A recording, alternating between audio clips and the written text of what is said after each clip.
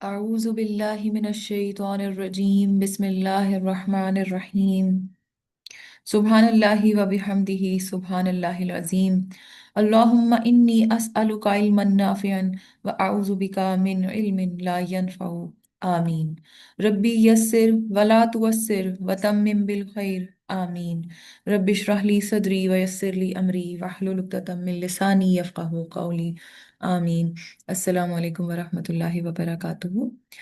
آج کا ہمارا عربک گرامر کا کورس جو ہے اس کا ٹاپک ہے اسم الاشارہ ڈیمونسٹریٹو پروناؤنس۔ ابھی ہم پروناؤنس پڑھ رہے تھے، پچھلی بار ہم نے کیا پڑھا تھا؟ اسم ضمیر۔ پچھلے پورے ہفتے ہم نے دو کلاسز میں اسم ضمیر کو پڑھا تھا، ایک دفعہ رفع کی حالت میں اور پھر ایک دفعہ نصب جر کی حالت میں۔ امید ہے آپ سب کو کلیئر ہو گیا ہوگا، اور جو میں نے آپ کو ایک پریکٹس کے لیے دیا تھا کام وہ بھی آپ نے کر لیا ہوگا، نہیں بھی کیا تو بہرحال اسے مکمل کر لیجئے اور میں آپ کو انشاءاللہ سولوشن بھی اس کا بھیج دوں گی۔ اب اس میں ضمیر میں تو ہم نے دیکھا تھا کہ ایک بڑا لمبا چوڑا چارٹ تھا، اس پہ اشارہ کیا ہے پہلے تو یہ دیکھنا ہے، اور دوسرا جو گڈ پارٹ ہے اس کا وہ یہ ہے کہ اس کا چارٹ بہت چھوٹا سا ہے۔ اس کا بھی اس طرح چارٹ ہی ہوگا لیکن اس کا چارٹ بہت چھوٹا سا ہے۔ اس کی وجہ کیا ہے وہ بھی ہم آج دیکھتے ہیں کہ اسم الاشارہ اور اسم ضمیر جو ہے اس کے چارٹس میں اتنی مطلب سائز میں اس کی چھوٹا کیوں ہے یہ والا، اور اس میں اسم ضمیر میں اتنی زیادہ چیزیں کیوں ہیں۔ خیر سب سے پہلے ہم دیکھتے ہیں کہ اس میں اشارہ ہوتا کیا ہے۔ وہ لفظ جو کسی اسم کی جانب اشارہ کرنے کے لیے استعمال کیا جائے، یعنی کہ اگر تو میں کسی کے بارے میں بات کر رہی ہوں تو ہم تب کہتے ہیں وہ، یا پھر ہم وہ شخص، ٹھیک ہے وہ بولتے ہیں نا۔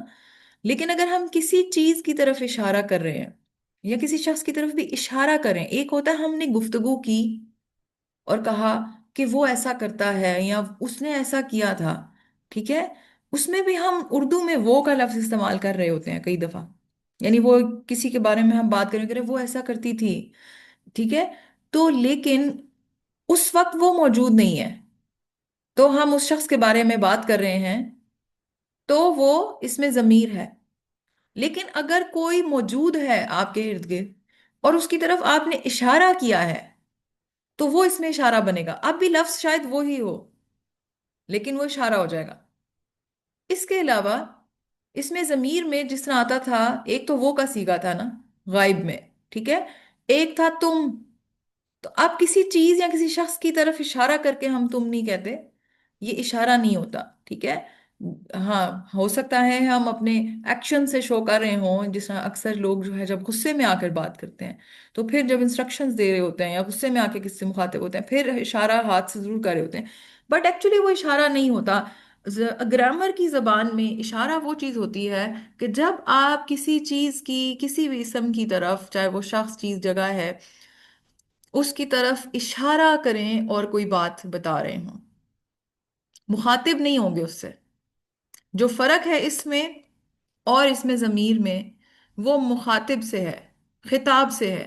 اس میں ضمیر پڑھتے ہوئے ہم نے کیا بولا تھا کہ بیسیکلی آپ زیوم کر رہے ہیں کہ آپ گفتگو کر رہے ہیں، تو جو گفتگو کرنے والا ہے وہ متکلم ہے، جو گفتگو جس سے وہ کر رہا ہے وہ حاضر ہے، اور جس کے بارے میں اگر کسی کے بارے میں تھرڈ پرسن کے بارے میں گفتگو ہو رہی ہے تو وہ غائب ہے، ٹھیک ہے۔ تو پہلی بات یہ کہ اس میں اشارہ میں خطاب نہیں ہوتا، یعنی آپ گفتگو کر رہے ہیں، میں اور آپ، ہم ایک دوسرے کے لیے اس میں ضمیر کا استعمال کر رہے ہیں، میں بول رہی ہوں، تم بول رہی ہیں، ہم، آپ، میں، یا کسی شخص کی بھی بات کر دی، وہ لڑکا یا وہ لڑکی، لیکن ہم نے اگر کسی کی کے لیے کو خطاب میں شامل نہیں کرنا اور کسی چیز کی طرف اشارہ کرنا ہے تو وہ جو ہے بیسیکلی اس میں اشارہ کہلائے گا۔ اردو میں اس کی کنفیوژن زیادہ ہے کیونکہ ہم وہ کا جب استعمال آ جاتا ہے، اس میں اشارہ کو عربی میں اتنی کنفیوژن نہیں ہے۔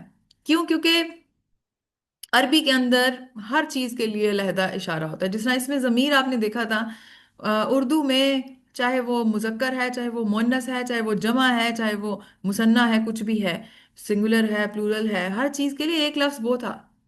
عربی نے اس کی ڈسٹریبیوشن پوری کی کہ اگر وہ ایک اکیلا شخص ہے اور وہ کوئی مذکر ہے تو ہوا ہوگا، اگر وہ دو کی بات ہو رہی ہے تو ہما ہوگا، اگر وہ زیادہ لوگوں کی بات ہو رہی ہے تو ہم ہوگا۔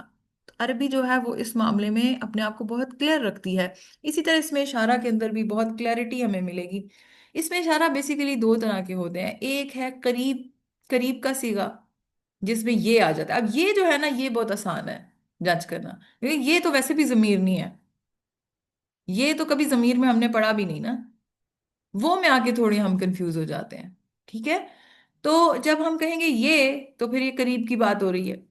और जब हम दूर किसी चीज से इशारा करते हैं तो हम कहते हैं वो। ये तो एक इंसान का हमारा बेसिक सा पैटर्न है ना। इंग्लिश में अगर हम बात करें तो हम दिस या इट कह के बात करते हैं, जो करीब की चीज होती है। दूर की चीज को हम दैट करके बात करते हैं। बेसिकली हमारा इशारा किस तरफ होता है, ये वो बताया जा रहा है। अगर आपके करीब में कोई चीज पड़ी है और उसकी तरफ आप इशारा कर रहे हैं तो आप बोलेंगे ये इसमें इशारा करीब होगा। और अगर आप किसी दूर की चीज की तरफ इशारा करेंगे तो आप कहेंगे वो दूर की तरफ इशारा। ठीक है। अच्छा, अब जिस तरह हम अभी तक पिछली कुछ क्लासेस में हम ये कर रहे थे कि जब हमने इस्मुल आलम भी पढ़ा, इस्मुल मुश्तरिक भी पढ़ा, इसमें ज़मीर भी पढ़ा, तो सबसे पहले हम ये काम करते थे कि हम जरा एक जेनेरिकली देखें कि ओवरऑल इसमें इशारा की जिन्स क्या हो सकती है, आदत, क्योंकि ये इसम की कैटेगरी में आता है। तो जो भी चीज़ इसम की कैटेगरी में आता है उसके साथ ये चार पहलू जुड़े होते हैं। उसकी जिन्स आपको पता होनी चाहिए, उसका अदद आपको पता होना चाहिए, उसकी वुसअत आपको पता होनी चाहिए, उसके अराब आपको पता होने चाहिए। तो अगर हम जिन्स के हवाले से बात करें तो जिन्स जो है वो इसमें इशारा में मुजक्कर और मोनस दोनों हो सकती है। अब अजीब स्ट्रेंज बात लग रही है कि ये की क्या जिन्स होगी। बिल्कुल होगी, अगर वो चीज जिसकी तरफ आप इशारा कर रहे हैं वो इसम अगर मुजक्कर है तो ऑफ कोर्स ये मुजक्कर कहलाएगा। और अगर आप वो शख्स, चीज या जगह जो भी है वो मुअन्नस है, तो आप उसकी तरफ इशारा ये करके कर रहे हैं तो वो ये मुअन्नस होगा। ठीक है, तो जिन्स इसमें भी मुजक्कर मुअन्नस दोनों हो सकती है। अदद भी इसमें वाहिद मुसन्ना जमा हो सकता है। उर्दू में फिर इसके लिए हम क्या कहते हैं, एक ही लफ्ज होता है ये। तो हम ये वाहिद के लिए भी होता है, जमा के लिए भी इस्तेमाल होता है। जैसा मैं कहूँ मेरे सामने मेरे करीब एक कुर्सी पड़ी है तो मैं कहूँ ये कुर्सी जो है वो, ये कुर्सी खींच कर ले जाओ। या फिर मैं ज्यादा कुर्सियां पड़ी हैं तो मैं कहूँ ये कुर्सियां खींच कर ले जाओ। ठीक है, तो उर्दू में ये ही लफ्ज इस्तेमाल होगा, लेकिन अरबी में फर्क होगा। लेकिन बताने की बात यह है कि अदद भी इसका मैटर करेगा, आप किस चीज की तरफ इशारा करें, एक की तरफ, दो की तरफ या ज्यादा की तरफ, तो उस हिसाब से वाहिद मुसन्ना जमा हो जाएगा। वुसअत के एतबार से वुसअत इसकी फिक्स है इसमें इशारा की, और वो है मारफा। वुसअत इसकी मारफा ही रहती है, आप उसको तब्दील नहीं कर सकते। अगेन मारफा क्यों होती है? मारफा हमेशा हमने अब तक देखा वही चीज होती है जो एक स्पेसिफिक किसी चीज का जिक्र किया जा रहा हो। तो जाहिर है जब आप इशारा करके किसी चीज की तरफ बता रहे हैं तो वो जेनेरिक नहीं हो सकती। आपका इशारा मुंतखब है, प्रॉपर मखसूस है किसी जगह या चीज की तरफ, उसकी निशानदेही कर रहा है। तो जब आप के अंडर ऑब्जर्वेशन जो चीज है वो बिल्कुल फिक्स है, स्पेसिफिक है, तो वो जेनेरिक नहीं हो सकती, वो एक स्पेसिफिक ही होगी। इस वजह से उसकी वुसअत क्या होगी, मारफा ही होगी। तो इसमें इशारा हमेशा मारफा होता है। एराब के हवाले से क्या है, यूजुअली हम क्या देखते थे कि या तो एराब मुअर्रब है, यानी उसके प्रॉपर जो है वो उसकी शक्लें होती हैं, शक्ल तब्दील होती है। या हमने एक चीज देखी थी कि मबनी होता है। मबनी का मतलब क्या होता है कि वो चीज चेंज नहीं हो सकती, उसकी शक्ल तब्दील नहीं हो सकती, हर हालत में वो सेम ही रहता है। तो इस हवाले से डिमॉन्स्ट्रेटिव प्रोनाउन यानी इसमें इशारा क्या है वो आज हम देख लेते हैं। सबसे पहले हम ये के साथ देखते हैं कि ये को यानी करीब का जो इशारा है उसको अरबी में कैसे लिखते हैं। तो ये है जनाब आपके पास एक चार्ट, छोटा सा चार्ट है।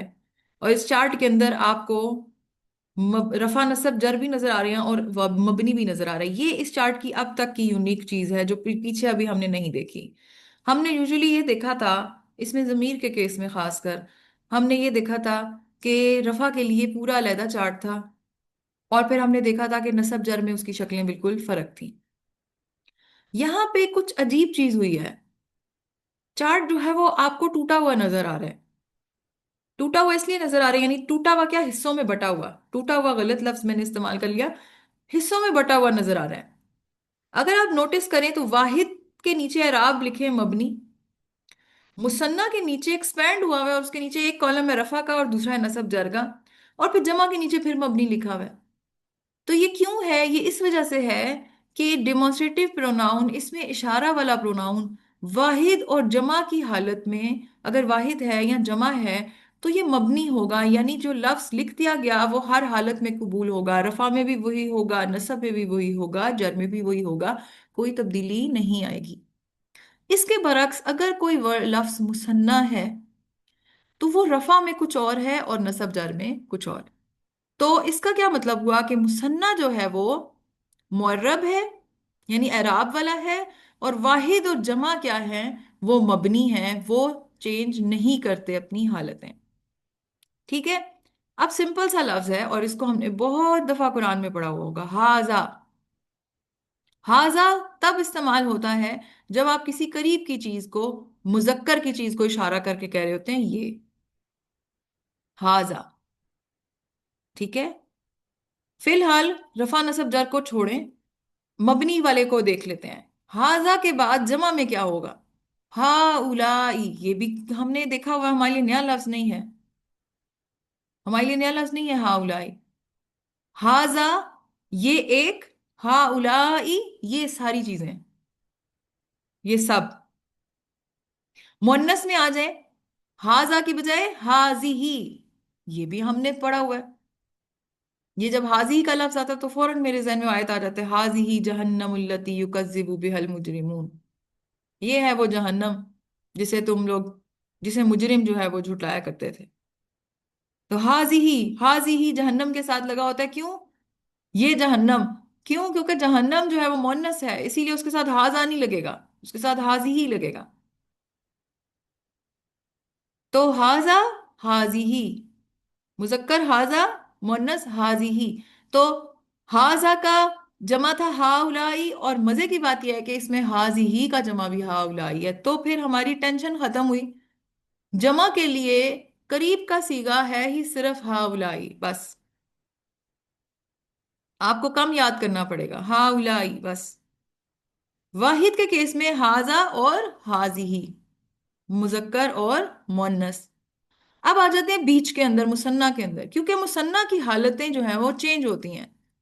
तो मुसन्ना का लफ्ज याद करने का सबसे आसान तरीका क्या होगा, रफा अब इसका याद कर लें, नसब जर खुद ही याद हो जाएगा। इसका रफा कैसे बनेगा, बिल्कुल उसी तरह बनेगा जैसे हम नॉर्मल इसम का रफा बनाते थे। जैसे मैं कहती थी कलम का, सॉरी, जैसे हम मुसन्ना बनाते थे नॉर्मल इसम का, ठीक है। अब मैं कहूं अगर एक कलम, और मैं कहूं दो कलम, तो आप क्या करते थे, आगे अलिफ नून से नहीं डाल देते थे, कलम से कलमानी। इसी तरह हाजा से क्या होगा, हाजानी। हाजा से हाजानी। और उसके बाद हमने ये देखा था नॉर्मल वर्ड्स में कि रफा से, ऐसे आनी वाले मुसन्ना से जब हम नसब जर बनाते थे तो वो क्या होते थे, आनी, आईनी, आईनी। बिल्कुल यहां पे भी ऐसे ही है, हाजानी, हाजैनी, हाजैनी। ठीक है। तो अगर मैं कहूं कि हाजा, हाजानी, हाउलाई, तो इसमें से हाजानी रफा में इस्तेमाल हो रहा है। अगर मैं इस हाजानी को नसब जर में इस्तेमाल करना चाहूं तो वो हाजैनी बनेगा। अब आ जाते हैं मुन्नस की तरफ, हाजी ही। यहां पे आपने हाजी ही को नहीं इस्तेमाल करना, बल्कि ता का बीच में इजाफा करना है।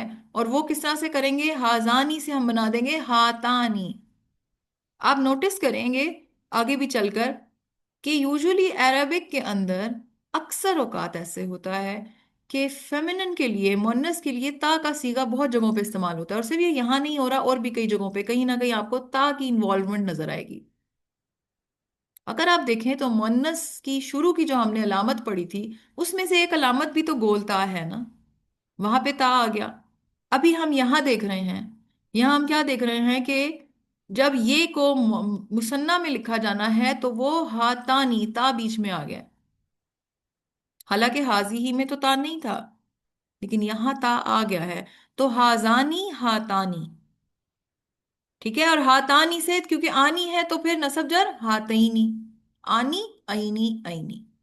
ठीक है। तो ये इतना मुश्किल नहीं है अभी, क्योंकि आपको एकदम से ये शौक लगा होगा कि अच्छा एक तरफ मबनी लिखा हुआ है, एक तरफ रफा नसब जा लिखा हुआ है, इसीलिए आप थोड़े से शायद एकदम से कंफ्यूज हो। लेकिन इसमें बिल्कुल घबराने की बात नहीं है। आप जब इसको बैठ के तसल्ली से रिवाइज करेंगे और इसकी एग्जाम्पल जब ढूंढेंगे और उसको सॉल्व करेंगे, प्रैक्टिस करेंगे, तो आपको ये सबसे आसान टॉपिक लगेगा, कि बहुत छोटा सा टॉपिक है। तो ये था ये का सीगा। अब आते हैं वो के सीगे पे। बल्कि वो के सीगे पे जाने से पहले यहाँ पे अगेन कुरान से कुछ एग्जाम्पल्स हैं। कौला या मरियमु अन्ना लकी हाजा। अब ये देखें हाजा, ठीक है, हाजा यहाँ पे इशारा है हाजा। फिर दूसरा है हा उलाई इन कुंतुम सौदिकीन। हा उलाई इन कुंतुम सौदिकीन, ये सब अगर तुम सब सच्चे हो। ठीक है। इसी तरह हाजी ही जहन्नमुल्लती युकज्जिबु बिहल मुजरिमून, जो अभी मैंने आपको एग्जांपल दी, ये मुअन्नस किया क्योंकि जहन्नम की बात हो रही है, तो यहाँ पे हाजी ही की बात हो रही है।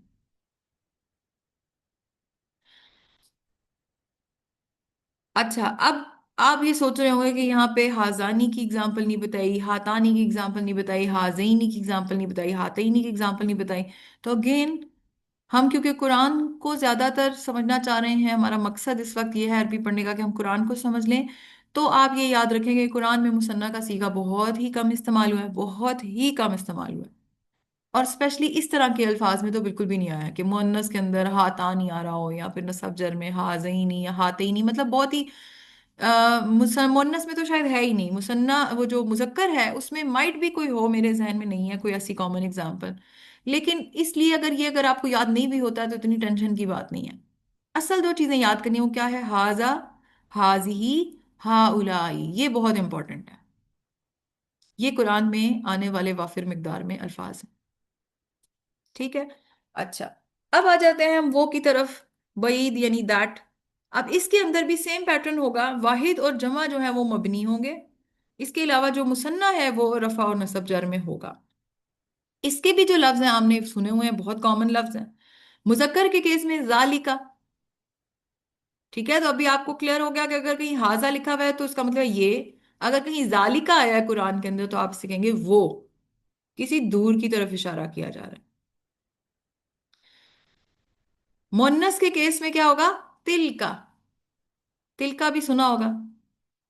ठीक है। तिलकल आयात, ये सुना हुआ है ना आपने लफ्ज, तिलकल आयात। तो तिल का भी आपने सुना हुआ है कहीं ना कहीं, कुरान में आता है। तो जालिका मुजक्कर, तिल का मुअन्नस। और जमा में अगेन गुड पार्ट ये है कि जमा इन दोनों की सेम है, और वो है उलाई का। उलाई का कितनी दफा आपने सुना है? कितनी दफा आयात में आता है ये उलाई का? ये भी आपके लिए नया लफ्ज नहीं है। ठीक है। तो जालिका से उलाई का, तिलका से भी उलाई का। अब बीच में बच गया मुसन्ना, जानिका, जैनिका, तानिका, तैनिका। छोड़ दें इसको, ना याद करें। क्यों? क्योंकि कुरान के अंदर ये नहीं आई चीजें। मुसन्ना के केस में इस तरह का वो वाला सीगा मुझे नहीं याद पड़ता, माइट भी हो, लेकिन आया भी तो शायद कभी एक आध दफा आया नहीं है वैसे। मैंने ढूंढा था, मुझे नहीं मिला। हो सकता है इतना बड़ा कुरान है कहीं पे कुछ हो, लेकिन बहुत रेयर है। तो आपने याद क्या करना है? ग्रीन वाला पार्ट, जालिका, तिलका, उलाइका। बाकी जस्ट आपको पता होना चाहिए, हाँ ग्रामर में कोई चीज होती है, मुसन्ना के लिए जो आते हैं वो एराब की फॉर्म में होते हैं, उनका रफा अलग अलहदा होता है, नसब जर अलहदा होता है। एग्जाम्पल देख लेते हैं। जालिकल किताबु ला रैब फीह हुदल लिल मुत्तकीन, बिल्कुल सूरह बकरा के स्टार्ट में अलिफ लाम मीम के बाद जालिकल किताब, वो किताब, दूर की तरफ इशारा हो रहा है।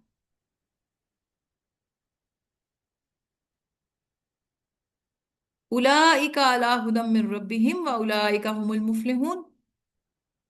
उलाइका का कितना ज्यादा इस्तेमाल है।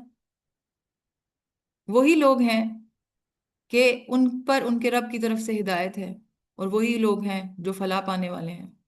अब आप देखें, अभी आप पीछे क्या पढ़ के आए?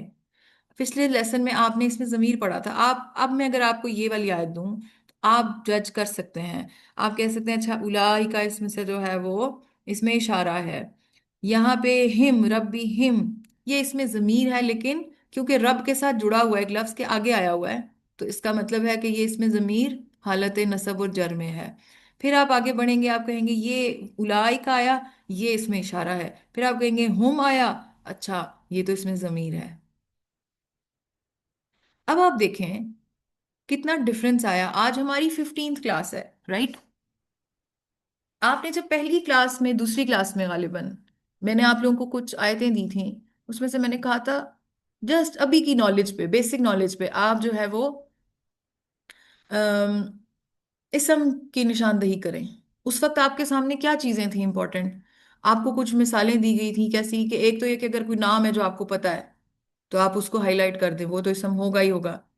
اس کے علاوہ ہم نے کہا تھا کہ اچھا اگر ال لگا ہوا ہے کسی لفظ کے ساتھ تو وہ بھی اسم کے علاوہ کچھ نہیں ہو سکتا۔ اس کے علاوہ اور کیا کہا تھا، میں نے کہا تھا اگر کسی چیز کے اینڈ میں تنوین آ گئی ہے، دو زبر دو زیر یا دو پیش، تو وہ بھی اسم ہی ہو سکتا ہے، وہ حرف یا فعل نہیں ہو سکتا۔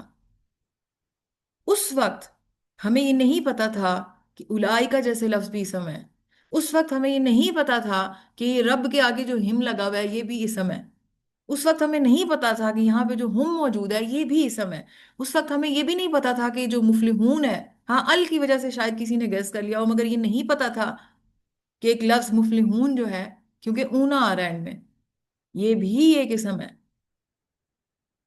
کتنا ڈفرنس آ چکا ہوا ہے۔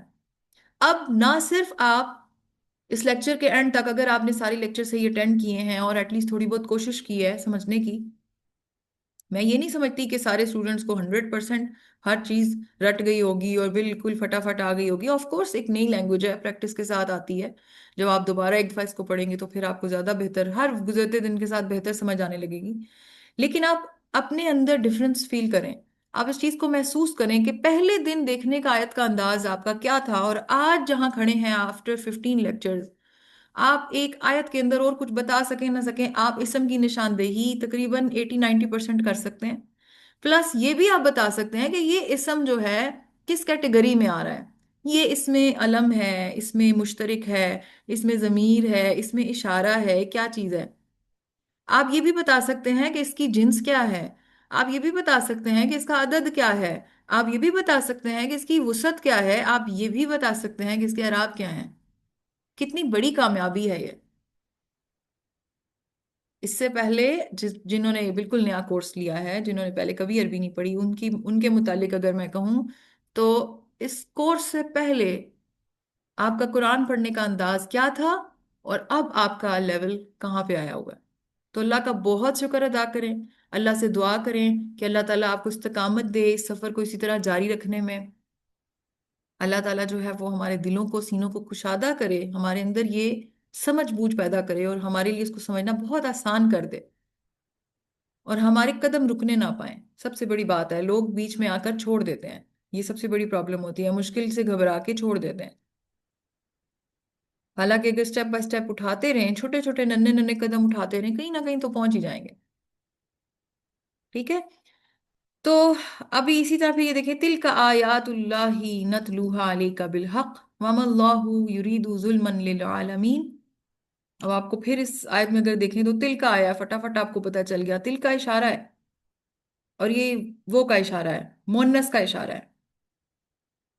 اگر میں کہوں ذرا اس آیت کو تھوڑا بتائیں مجھے، اس میں اسم کیا ہے اور اس کی کیا جو ہے وہ عدد جنس سب کچھ بتائیں۔ اب آپ اگر ورڈ بائی ورڈ دیکھنا شروع کریں، آپ کہیں گے تل کا، اچھا تل کا مجھے پتا ہے اس میں اشارہ ہے، اس میں اشارہ میں یہ مجھے پتا ہے کہ یہ واحد ہے، یہ بھی مجھے پتا ہے کہ یہ مؤنث کا ہے، مجھے یہ بھی پتا ہے کہ اس کا جو اعراب ہے وہ مبنی ہے، یعنی یہ اس کی حالت تبدیل نہیں ہوتی، یہ رفع نصب جر دونوں تینوں میں ایک ہی طرح کا رہتا ہے۔ تو اب بھی مجھے نہیں پتا کہ رفع نصب ہے یا جر ہے، کیونکہ یہ مبنی ہے۔ آگے آتی ہوں میں آیات۔ اب آپ کو اچھی طرح پتا ہے آیات کہاں پہ آیا تھا، آیا کی جمع۔ آپ آیا کیا ہوتی ہے، ایک آیا، آپ کو پتا ہے کہ ایک آیا واحد ہوتی ہے، تو آیات کیا ہوگی، جمع ہوگی۔ آپ کو پتا تھا کہ آیا جو ہے وہ گول تا کی وجہ سے مونس ہے، تو آیات بھی ڈیفینیٹلی مونس ہوگی۔ وسعت پیچھے رہ گئی تھی تلکا کی، تلکا کی وسعت کیا ہے، کیونکہ اس میں اشارہ ہے تو اس میں اشارہ کی وسعت ہمیشہ معرفہ ہوتی ہے۔ آیات جو ہے وہ ادھر بظاہر کیا لگ رہا ہے کہ یہ نکرہ ہے، لیکن یہ معرفہ ہے، کیوں، کیونکہ یہ آگے اللہ کے ساتھ جڑی ہوئی ہے، آیات اللہ، اللہ کی آیات، تو وہ اس کے ساتھ جڑی ہوئی ہے۔ بہرحال اس چیز کو ہم دوبارہ جب دیکھیں گے تو پھر آپ کو زیادہ بہتر سمجھ آئے گی، اس میں بھی کنفیوز نہیں ہونا۔ تو ابھی آیات کو دیکھ کر آپ بتا سکتے ہیں کہ اس کی کیا حالت ہے، اعرابی حالت کیا ہے۔ پیش ہمیں کیا بتا رہا ہے کہ اس کی اعرابی حالت رفع ہے۔ اللہ ہی، اللہ،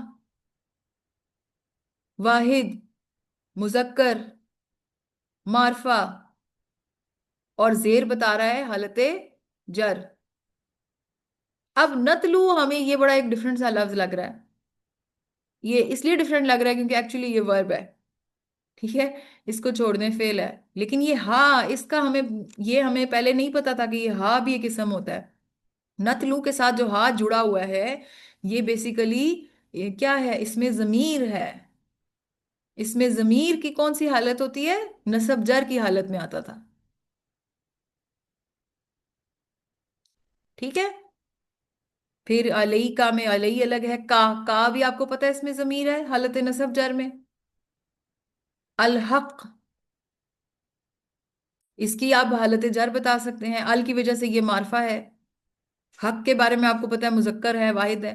اب آپ نوٹس کریں آپ اور کچھ نہ صحیح ابھی آپ پوری آیت نہ بھی سمجھ سکیں آپ ورڈ بائی ورڈ تقریباً 80% آیت کو آپ ترجمہ اس کا نیچے لکھ سکتے ہیں صرف ورڈ بائی ورڈ. 80% کیوں کہہ رہی ہوں؟ اس وجہ سے کہ آپ اگر غور کریں تو آیات کے اندر یا پوری عربی کے اندر سب سے زیادہ جملے میں آنے والے الفاظ اسم ہی ہوتے ہیں. فعل کم کم آتا ہے. زیادہ حصہ اسم پہ مبنی ہوتا ہے اور اسم کے بارے میں آپ کافی کچھ پڑھ چکے ہیں. جتنا کچھ ابھی 15 لیکچرز میں ہم نے پڑھا ہے ایک بیسک نالج کے لیے اسم کے لیے وہ کافی ہے اتنا بتانے کے لیے کہ آپ کو اسم کی سمجھ آتی ہے. ٹھیک ہو کیا؟ تو یہ ہے اوور آل چارٹ. اس کو اپنے سامنے رکھ لیں. اس میں سے جو بلو والا پارٹ ہے وہ اتنا امپورٹنٹ نہیں ہے اتنا خاص ضرور نہیں ہے یاد کرنے کی. آپ کو جو یاد کرنا ہے وہ گرین والا پارٹ ہے. ہاذا ہاذی ذالکا تلکا اسی طرح ہا اولائی اور اولائکا. اور وہ یاد بھی کیا کرنا ہے یہ تو آپ کو یاد ہے.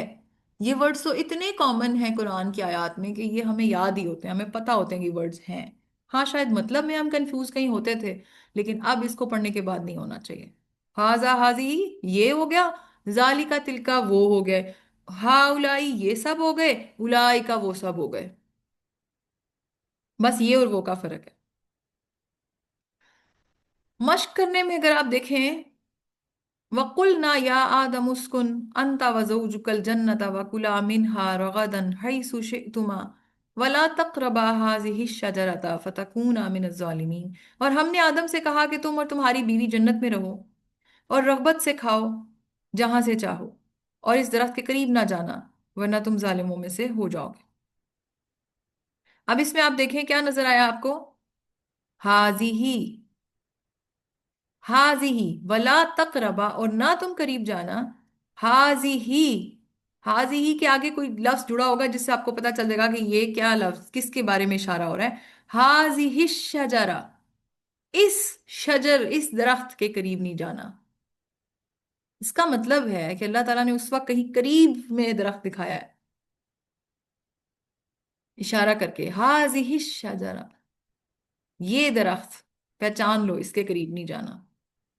ایک کنفیوژن ہوتی ہے نا کہ اچھا اتنی بڑی جنت ہے ہو سکتا ہے بتایا ہو کہ فلانا والا درخت جو ہے وہ اس کے پاس نہیں جانا تو کنفیوژن ہوگی ہو.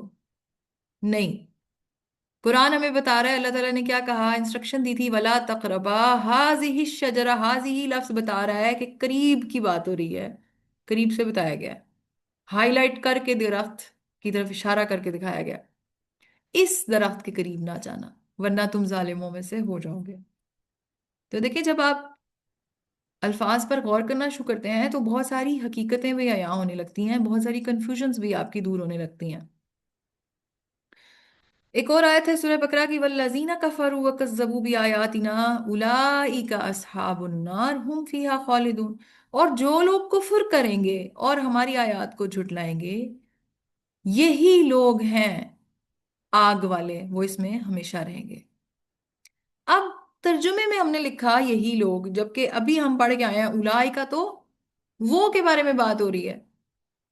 ایکچوئل اس کی ٹرانسلیشن کیا ہوگی وہی لوگ ہیں. ٹھیک ہے. لیکن ہم کیونکہ اردو میں اس کو بہت ذرا ایک عادت ہوئی ہوتی ہے ہمیں یہی کر کے لکھنے کی تو ہم اردو میں یہی وہی والی چیزیں بڑی کنفیوز کر جاتے ہیں. تو اسی لیے پریشان نہیں ہونا یہی ہو یا وہی ہو اکثر جگہ پہ یہ استعمال ہوا ہوتا ہے اس میں اتنا کوئی بڑا مسئلہ نہیں ہوتا. زیادہ تر قرآن کا اسلوب یہ ہے کہ جب جنیریکلی کسی لوگوں کی بات ہو رہی ہوتی ہے تو وہ کر کے ہی بات ہوتی ہے یہ کر کے بات نہیں ہوتی. زیادہ تر اولائی کا ہی آتا ہے. اسپیشلی جب اللہ تعالیٰ خصوصیات کسی کی بتا رہے ہوتے ہیں، چاہے وہ مومنین کی ہوں، منافقین کی ہوں، یا کفار کی ہوں، ان کے بارے میں اللہ کوئی بات کر رہے ہوتے ہیں اور پھر بتاتے ہیں کہ یہ لوگ اس کیٹیگری کے لوگ ہیں، تو اولائکا کا لفظ ہی استعمال ہو رہا ہوتا ہے، اولائکا اصحاب النار، یا پھر آپ کہیں دیکھیں گے اولائکا اصحاب الجنہ، وہی لوگ جو ہیں یہ ہیں. ٹھیک ہے. اب آ جائیں واپس ایک شارٹ سمری کی طرف. ہم کہاں کھڑے تھے، ہم کہاں پہ پہنچ گئے؟ اسم کی اقسام کلمے کے اعتبار سے ہم نے دیکھا تھا noun, pronoun, adjective, adverb, advance topic, interjection یہ تھی. ٹھیک ہے. انٹرجیکشن، ایڈورب، یہ چیزیں ایڈوانس میں آ جاتی ہیں. ہم نے ابھی تک کیا چیزیں دیکھی ہیں؟ ناؤن کی کیٹیگریز دیکھی، اس میں ہم نے اسم العلم دیکھا جو پراپر کسی کا نام ہوتا ہے، اسم المشترک دیکھا جو جنیریکلی ہوتا ہے، جیسے ہم نے ملک کہہ دیا، ہم نے شہر کہہ دیے، تو وہ ایک جنیرک ہے، لڑکا کہہ دیا وہ جنیرک ہے. تو وہ ناؤن کے اندر دو فردر کیٹیگریز ہم نے دیکھی، ان کو اچھی طرح سے ڈائگنوز کیا. پھر ہم نے پرو ناؤنز دیکھے. ٹھیک ہے، یہ وہ ہم تم. پرو ناؤنز کے اندر فردر دو کیٹیگریز ہم نے کیا پڑھی تھی؟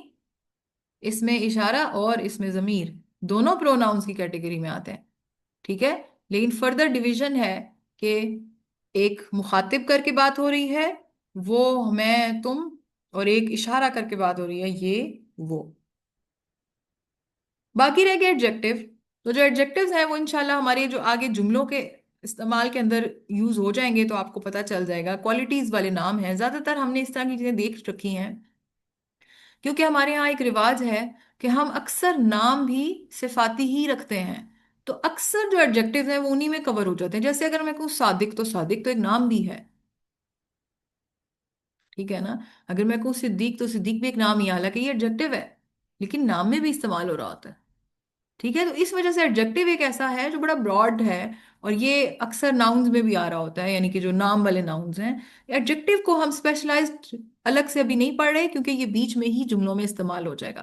باقی اسم میں رہ گیا تھا ایڈورب اور انٹرجیکشن، تو وہ فی الحال ایڈوانس لیول ہے، اس کی ہمیں فی الحال ضرورت نہیں ہے. زیادہ تر استعمال ہونے والے لفظ یہی ہیں: ناؤنس، پروناؤنس، ایڈجیکٹیوز. ناؤن میں فردر دو کیا تھیں؟ اسم المشترک، اسم العلم. پروناؤنس میں دو کیا تھیں؟ اس میں اشارہ اور اس میں ضمیر. ٹھیک ہے. تو اب تک کے لیے ہمارے لیے اتنا انفارمیشن کافی ہے آگے کہ ہم جملے کی طرف بڑھ جائیں. یہ وہی بات ہے جو میں نے بھی آپ کو بتائی. اس کو ایک دفعہ کوئک ریویو دیکھ لیتے ہیں، دوبارہ سے سب کے انالیسس کر لیتے ہیں. ناؤن ہو، پرو ناؤن ہو یا ایڈجیکٹیو ہو، اس کے اندر جنس کے حوالے سے کیا تاثر پایا جاتا ہے؟ جنس ان کی مذکر مؤنث سب کی ہو سکتی ہے. اس میں یہ نہیں ہے کہ جی ناؤن کی جنس مذکر ہی ہوگی یا پرو ناؤن کی مؤنث ہی ہوگی، ایسا کچھ بھی نہیں ہے. تو جنس کی ایک کھلی چھوٹ ہے، ہر طرح کا اسم ہر طرح کی جنس رکھ سکتا ہے، یعنی دو ہی طرح کی جنس ہے، مذکر یا مؤنث. تو یہ رکھ سکتا ہے، اس کا آپ کو ٹینشن نہیں لینی. عدد کے حوالے سے اگر دیکھا جائے تو اس میں صفت، اگر آپ اس سائڈ سے اگر چلیں، اس میں صفت جو ہے وہ کیونکہ صفت اس میں آ رہی ہوتی ہے نا، تو وہ بھی واحد مثنیٰ جمع ہو سکتا ہے. اگر کوئی ایک اچھا شخص ہے یا دو اچھے شخص ہیں یا زیادہ اچھے شخص ہیں تو وہ اس حساب سے واحد مثنیٰ اور جمع میں عدد آ سکتا ہے. آ جائے اس میں ضمیر کی طرف. اس میں ضمیر جو ہے وہ بھی ہم ابھی چارٹ پڑھ کے آئے ہیں پیچھے، ہم نے دیکھا واحد کے لیے علیحدہ ہوتا ہے، مثنیٰ کے لیے علیحدہ ہوتا ہے، جمع کے لیے علیحدہ ہوتا ہے. تو اس کے اندر بھی عدد میٹر ویری کرتا ہے. اس میں اشارہ میں بھی عدد مختلف ہوتا ہے، واحد، مثنیٰ، جمع. ابھی آج ہم نے پڑھا ہاذا، ہاذانی اور ہاؤلائی، تو الگ الگ ہو گئے نا. اس میں علم کا جہاں تک تعلق ہے تو یہ ایک خاص ہوتا ہے کہ یہ واحد ہی ہوتا ہے. کیوں؟ کیونکہ یہ ایک اسپیسیفک کسی ایک چیز کا نام ہوتا ہے، یہ ہمیشہ واحد ہی ہوگا. ٹھیک ہے. پھر آ جائیں کہ اسم المشترک، یہ بھی اگین واحد مثنیٰ جمع ہو سکتا ہے. ایک لڑکا ہو سکتا ہے، دو لڑکے ہو سکتے ہیں، اور 10 لڑکے بھی ہو سکتے ہیں. ٹھیک ہو گیا. تو عدد کے حوالے سے آپ کو اچھی طرح اسم کی پہچان ہو گئی. یوزولی واحد مثنیٰ جمع الگ ہی ہوتا ہے، صرف ایک اسم علم ہے وہ ایک ہی، کیونکہ بات ہو رہی ہوتی ہے کسی چیز کی طرف، تو اس وجہ سے وہ واحد ہے.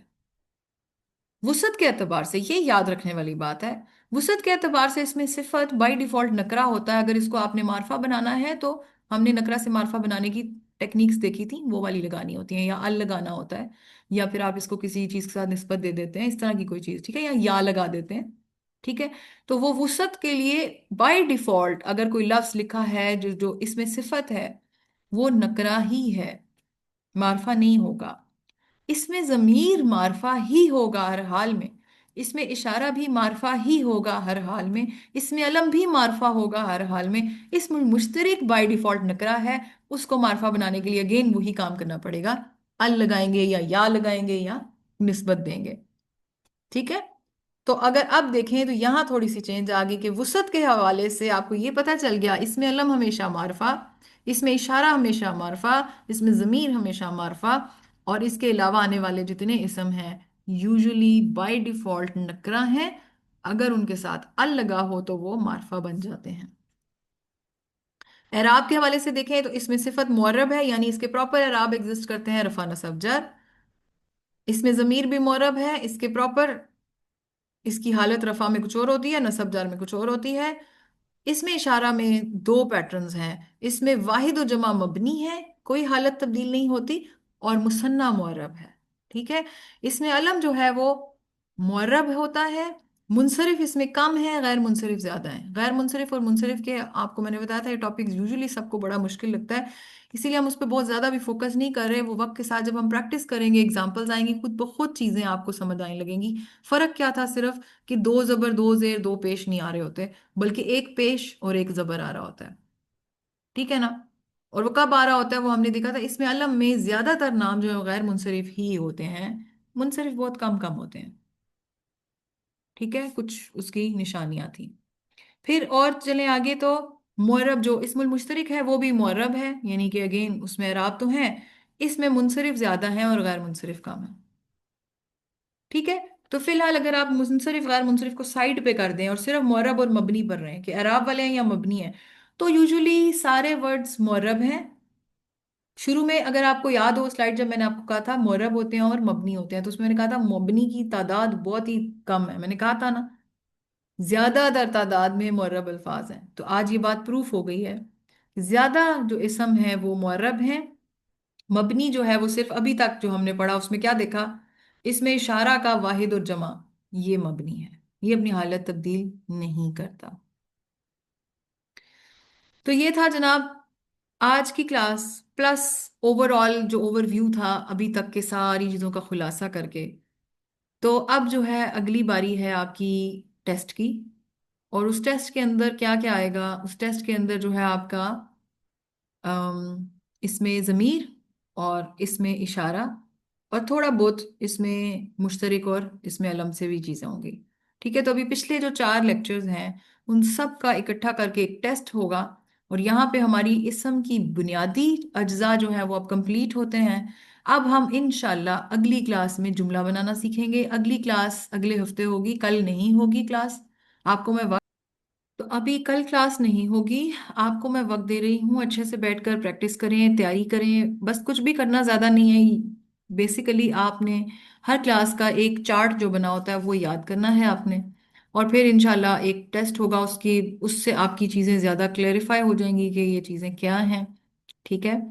और फिर अगली अगले हफ्ते की क्लास में हम इंशाल्लाह जुमला बनाना सीखेंगे, और यकीन करें बहुत खुशी होगी जब आप पहला जुमला बनाएंगे। मुख्तसर सा बहुत छोटा सा जुमला बनाएंगे, बहुत सादा सा, बहुत आसान सा, लेकिन आप खुश हो जाएंगे क्योंकि आपको लगेगा हमने कुछ अचीव कर लिया। अरबी में एटलीस्ट हम बहुत सादा सा छोटा सा जुमला बना सकते हैं। ये बिल्कुल वही होगा जैसे कि जब हमारे बच्चे स्कूल में जाते हैं और फर्स्ट टाइम कभी जिंदगी में इंग्लिश का सेंटेंस बनाना सीखते हैं, पहला सेंटेंस, या फिर उर्दू में कोई एक जुमला बनाने की बारी आती है, तो कितनी खुशी होती है उन्हें भी और हमें भी। बिल्कुल वही सिचुएशन अब हमारी होगी जब हम एक नई लैंग्वेज के अंदर एक छोटा सा जुमला बनाना सीख जाएंगे।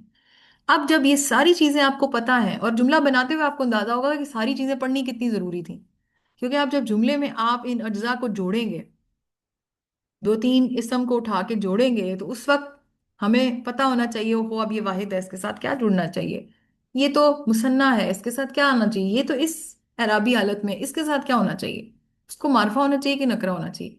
अगर हम डायरेक्ट जुमले पे आ जाते तो कुछ समझ नहीं आनी थी, क्योंकि हमें तो बेसिक कॉन्सेप्ट ही नहीं पता थे। ठीक है। तो एक दफा आप सबको मुबारकबाद कि यहाँ तक कम से कम आपने कदम उठा लिए, यहाँ तक आप लोग पहुंच गए। यहाँ तक पहुंचना भी मुश्किल काम होता है, लोग शुरू में ही 2-3 क्लासों के बाद ड्रॉप हो जाते हैं, जज्बे से शुरू करते हैं, मगर फिर पता नहीं क्या होता है और वो एकदम से जो है वो ڈراپ ہو جاتے ہیں. اس میں کافی حد تک یہ جو ہے شیطان کا بھی ظاہر ہے ہاتھ ہے کہ وہ بھی اس سفر پہ چلنے نہیں دیتا. پھر تھوڑا سا ہم لوگ گھبراتے ہیں. ہم عمر کے اس حصے میں ہوتے ہیں کہ یوزلی ہمیں گھبراہٹ ہوتی ہے. ایک نئی لینگویج سیکھنے لگے ہیں, پتہ نہیں کتنا مشکل کام ہے, کیوں کریں, اور ہر قدم پہ لگ رہا ہوتا ہے ہم تو نہیں کر سکتے, ہم تو نہیں کر سکتے. تو یہ ایک جنگ ہے جو خود کے ساتھ بھی لڑنی ہے, شیطان کے ساتھ بھی لڑنی ہے, اپنے نفس کے ساتھ بھی لڑنی ہے. اور آہستہ آہستہ قدم اٹھائیں. یہ نہ سوچیں 100% آئے گا تو تبھی سیکھیں گے, نہیں, یہ سوچ غلط ہوتی ہے. آپ یہ سوچیں کہ 100% پڑھ کے اگر آپ 1% بھی کچھ سیکھیں گے تو وہ ایک بہت بڑی اچیومنٹ ہوگی. اور اس سے بھی بڑی بات, اس سفر میں اٹھایا گیا ہر قدم آپ کا نیکی کاؤنٹ ہو رہا ہوگا, کیونکہ آپ کا مقصد کیا تھا؟ آپ کا مقصد کوئی دکھاوا کرنا تو تھا نہیں. آپ کا مقصد کیا تھا؟ کہ ہم قرآن کو سمجھنے کی تھوڑی بہت کوشش کر لیں. تو اللہ تعالیٰ کو پسند نہیں آ رہی ہوگی یہ بات؟ اللہ کتنے خوش ہوں گے, کتنی پسند کریں ہوں گے اس بات کو کہ میرے راستے میں میرے میرے دیے ہوئے کلام کو سمجھنے کے لیے انسان تھوڑی کوشش کر رہا ہے. تو یہ سارے نیکی کے لمحات سمیٹیں, اور اللہ تعالیٰ سے دعا کریں کہ اللہ تعالیٰ ہمیں اس طرح کے لمحات اور سمیٹنے کی توفیق عطا فرمائے. ہماری اتنی مصروف اور ایسی زندگیاں ہیں جن کے اندر ہم ہر چیز کر رہے ہوتے ہیں, اور اس میں سے ہم بہت ہی کم ٹائم نکالتے ہیں اللہ کے لیے. تو وہ چاہے اس کلاس کے تھرو ہی ہو, کچھ تو ہو. ٹھیک ہے, تو اللہ تعالیٰ اس وقت کو انشاءاللہ ہمارے نامہ اعمال میں بہت اچھا کر کے لکھیں گے. اور اللہ سے میری دعا ہے کہ اس کا ثواب ہمیں بڑھا چڑھا کے لکھ کے دیں. اور ہو سکتا ہے اسی میں سے کوئی ایک کلاس, شاید, ہمیں کیا پتا, اللہ کی رحمت بنے اور کچھ ایسا ہو کہ وہ کلاس ہمیں جنت میں لے جائے, ہمیں کیا پتا, واللہ عالم. اللہ سے اچھے کی امید کرنی چاہیے اور اچھے کی دعا کرنی چاہیے. تو آپ سب کو ایک دفعہ مبارکباد کہ آپ نے پہلا قدم مکمل کر لیا. اللہ تعالیٰ ہمارے قدم مزید استقامت کے ساتھ جاری رکھنے کی توفیق عطا فرمائے. آمین ثم آمین یا رب العالمین. السلام علیکم ورحمۃ اللہ وبرکاتہ.